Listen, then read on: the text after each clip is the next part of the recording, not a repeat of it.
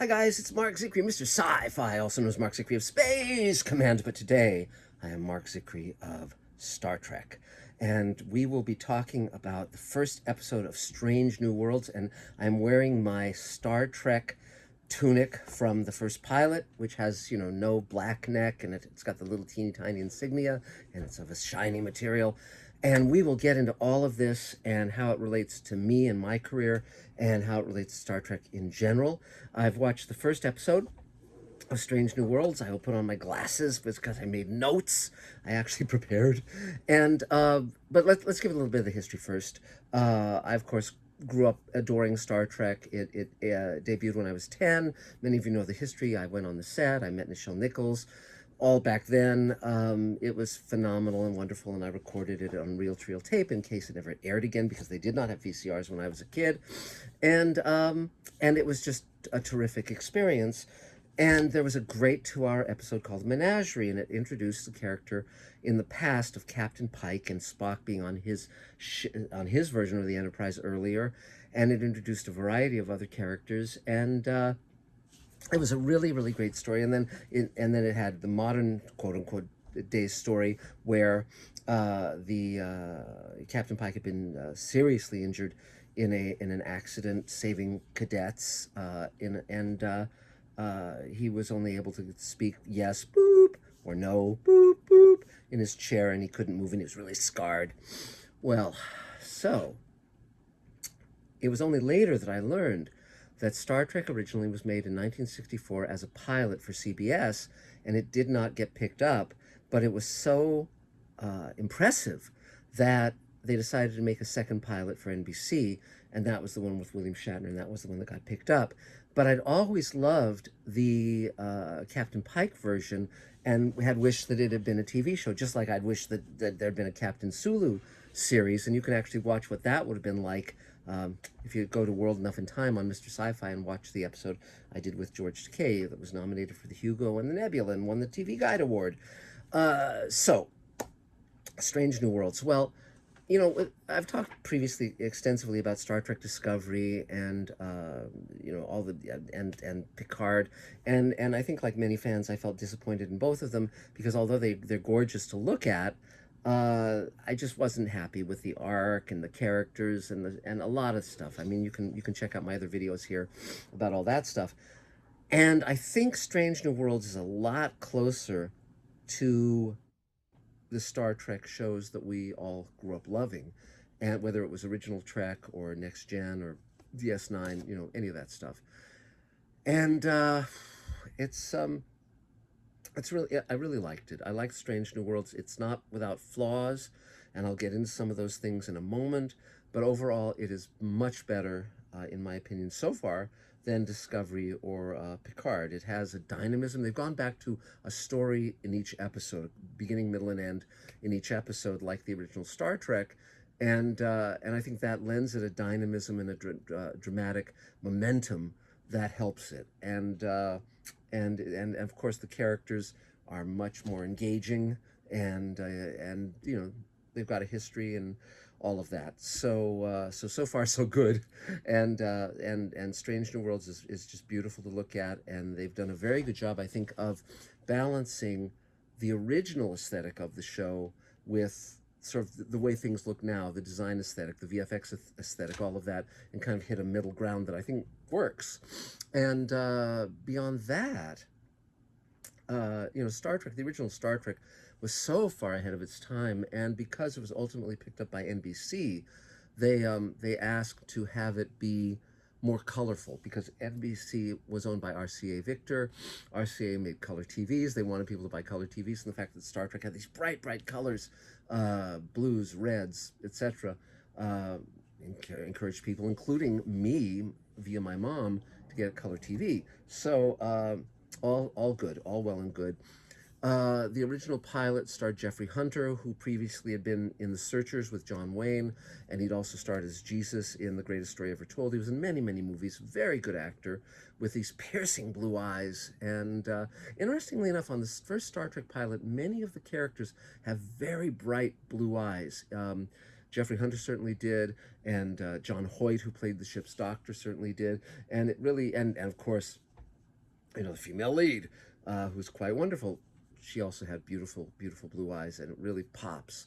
And if you haven't seen The Cage, the original Star Trek pilot, go to the restored, Blu-ray versions or whatever, the highest resolution you can watch, and just look at it. But do watch it with the original effects, because they're not perfect, but I really think they're great, and they were cutting edge for the time. And Susan Oliver, again, who played the lead female guest star, was just great. So reacquaint yourself with that if you haven't ever seen it, or well, reacquaint yourself with it if you have seen it. Acquaint yourself if you haven't. Star Trek made me who I am, and then I went on to work extensively on Star Trek and other shows, including Space Command, which we're shooting now with many Star Trek actors, including Nichelle Nichols.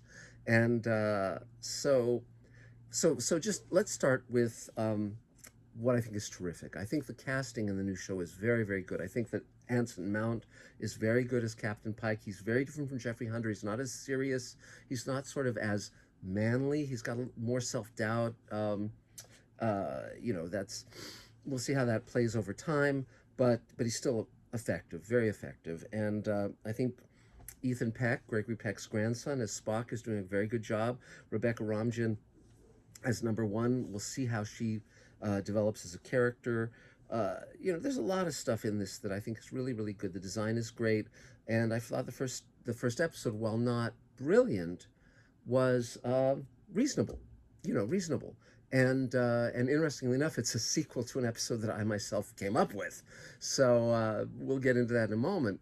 But the original storyline on the first pilot of Star Trek, The Cage, was brilliant, was revolutionary. It was phenomenal, because no story had ever been done like that story before anywhere. So it was essentially, Jeffrey Hunter gets abducted, Captain Pike gets abducted by these advanced aliens who are dying out, and they want to jumpstart their species with a sentient species that will continue. And it just really worked. It really worked, and it's just a phenomenal piece of writing. Gene Roddenberry did a great job on it, and Robert Butler directed it, and he's still with us. And I interviewed him for a Twilight Zone episode commentary when I produced the Twilight Zone Blu-ray, and he was just an amazing guy, amazing talent. So here's the basics on me and Star Trek, what I've done for Star Trek. The BBC just did an article a few weeks ago naming my DS9 episode, the episode I came up with on DS9, Far Beyond the Stars, the greatest Star Trek episode of all time, the most remarkable episode. And I actually just met with that BBC reporter in London. I got together with him a couple times, really nice guy. But that's an episode I'm very proud of, as is everyone connected with it. And if you haven't seen Far Beyond the Stars, go seek it out. It still is really packs a punch. But before that, I sold a story to Star Trek The Next Generation, to Michael Piller, and who turned out to be my second cousin, but we didn't know that at the time. And my grandmother was Agnes Piller. But I came in and I pitched an idea, and I would work up a lot of ideas before I went into pitch to Star Trek, because I knew you could do things that had never been done before. I knew you could do things that would be profound and meaningful. And the way I pitched it, one of my favorite movies is Day the Earth Stood Still, in which an alien comes to Earth and says, well, you've got to clean up your act, or we'll destroy you. But, we offer you the universe, but, if you continue with nuclear war and all those things, you will, before you can destroy yourselves, we will destroy you, because basically you're too dangerous to keep going unless you can control yourself. It's a great movie, directed by Robert Wise, who actually went on to direct Star Trek the Motion Picture some decades later. He also did West Side Story, he did Sound of Music. Phenomenal director, and The Andromeda Strain. I mean, just brilliant. But The Day the Earth Stood Still was 1950, and it was a phenomenal movie. Great design, great acting. Michael Rennie starred in it. Again, if you've never seen it, go check it out.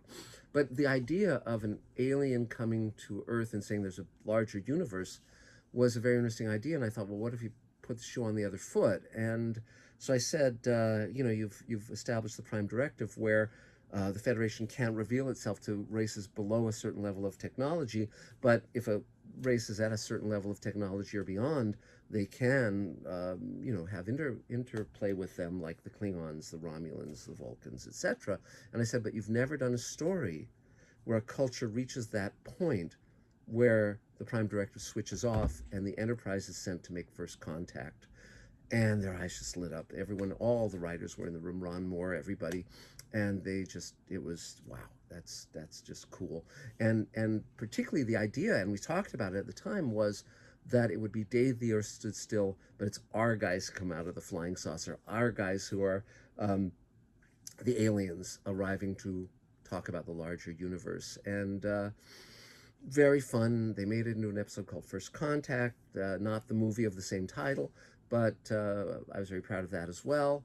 And it established that what turns off the Prime Directive is when a culture develops warp drive, because that means that they can venture beyond their own system and might wreak havoc in their chaotic behavior if they don't know that there's others out there and they need to play nice. So that was very cool too. And so I was very surprised watching the first episode of Strange New Worlds to see that this is essentially their first episode is essentially a sequel to that episode, because in this episode they encounter a warp signature.